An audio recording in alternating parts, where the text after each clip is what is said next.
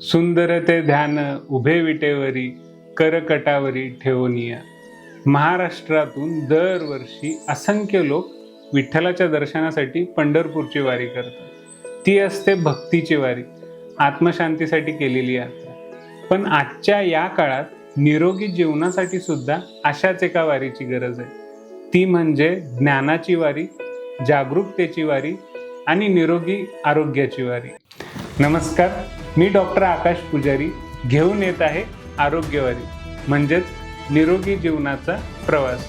आरोग्यवारी या मराठी पॉडकास्टमध्ये आपण भेटणार आहोत विविध क्षेत्रातील तज्ज्ञ डॉक्टरांना आणि समजून घेणार आहोत आरोग्याबद्दलचे समज, गैरसमज आणि निरोगी जीवनाचा मार्ग. चला तर मग या नवीन वर्षी एक संकल्प करूया, निरोगी आरोग्याकडे एक पाऊल टाकूया. धन्यवाद.